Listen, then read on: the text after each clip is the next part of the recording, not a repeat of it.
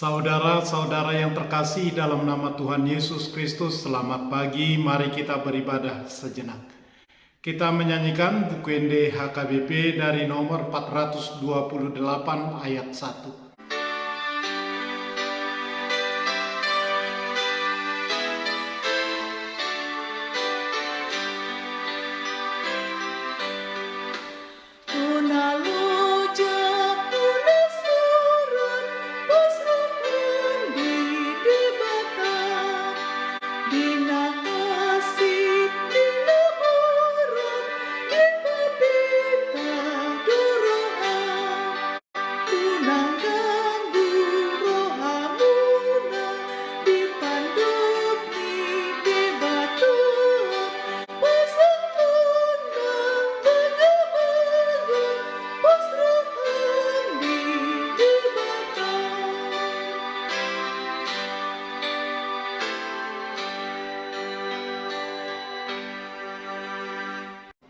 Kasih karunia dan damai sejahtera dari Allah Bapa dan dari Kristus Yesus Tuhan menyertai saudara-saudara.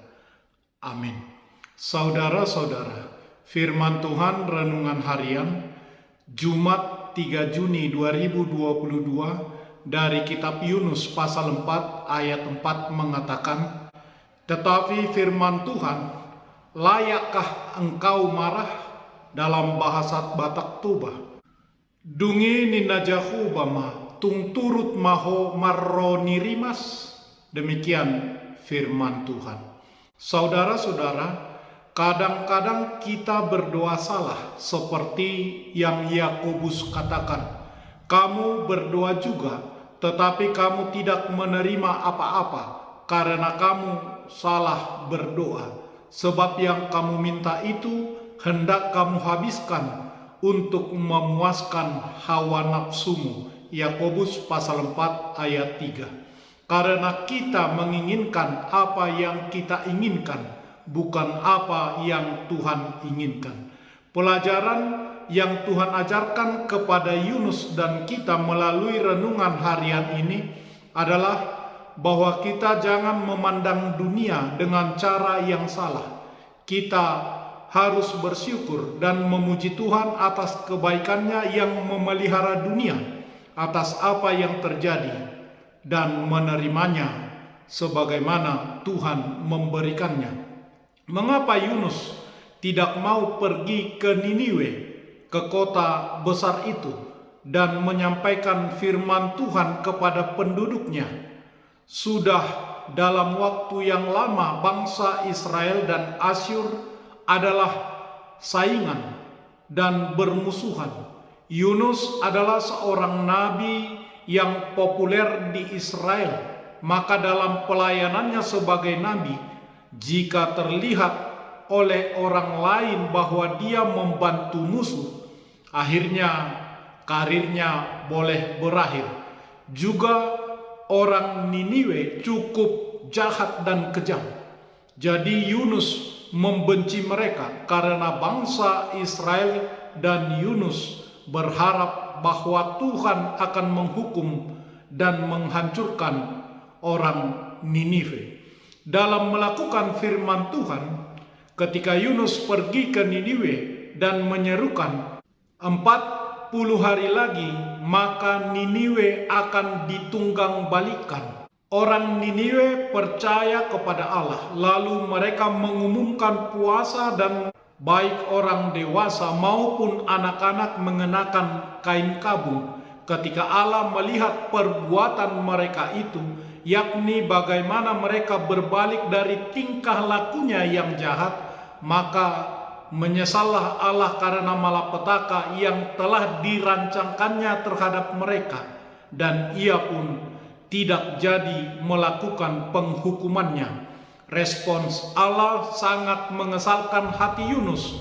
Lalu marahlah ia, dan Yunus keluar meninggalkan kota itu dan tinggal di sebelah timurnya. Kita melihat mengapa Yunus lebih suka melarikan diri ke Tarsis, kemudian meninggalkan kota itu. Karena Yunus tidak ingin bangsa kafir yaitu Asyur menerima berkat dan pengampunan dari Tuhan.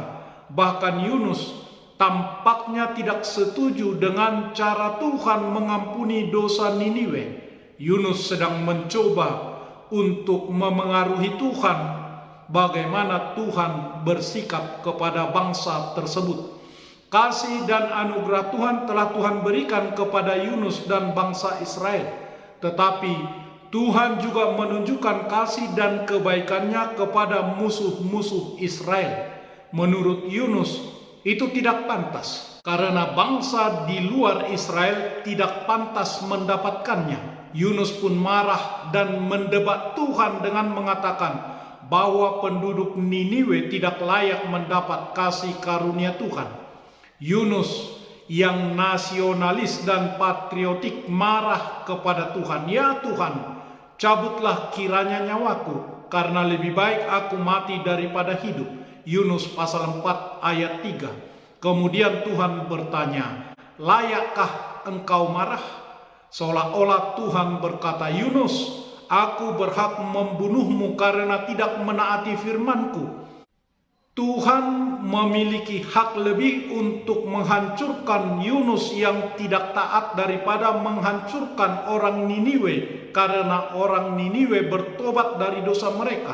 Sedangkan Yunus tidak menjawab Tuhan dan malah pergi cemberut keluar kota.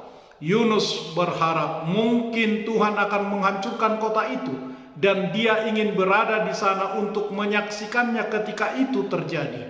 Dia mungkin juga sedang menunggu kematian.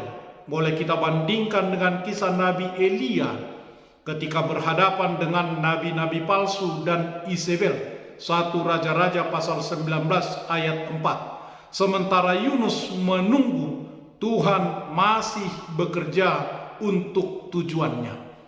Saudara-saudara, janganlah kita berdoa secara salah, dan janganlah kita percaya kepada Tuhan secara salah pula, juga memaksakan Tuhan untuk melakukan apa yang kita kehendaki.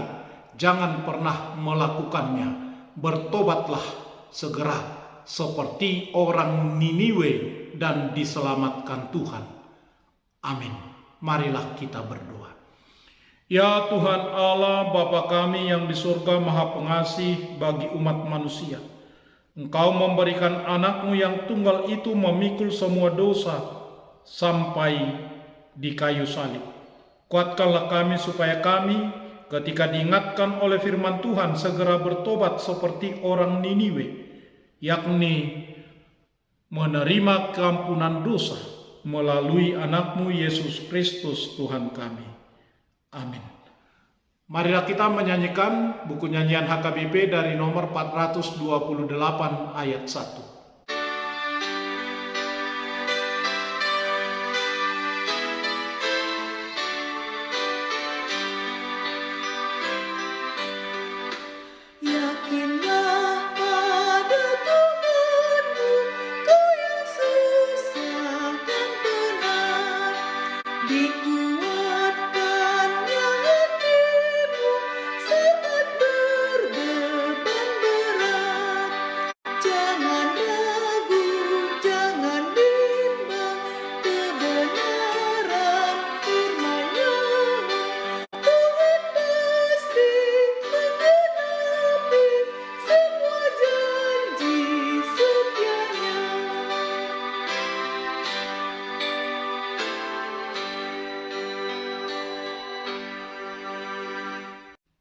Kita bersama-sama berdoa dengan doa Bapa kami. Bapa kami yang di surga, dikuduskanlah nama-Mu. Datanglah kerajaan-Mu. Jadilah kehendak-Mu di bumi seperti di surga. Berikanlah kami pada hari ini makanan kami yang secukupnya. Dan ampunilah kami akan kesalahan kami, seperti kami juga telah mengampuni orang yang bersalah kepada kami. Dan janganlah membawa kami ke dalam pencobaan, tetapi lepaskanlah kami daripada yang jahat. Karena Engkau punya kerajaan dan kekuasaan dan kemuliaan sampai selama-lamanya. Amin. Anugerah Tuhan Yesus Kristus, kasih setialah Bapa, dan persekutuan Roh Kudus menyertai saudara-saudara. Amin.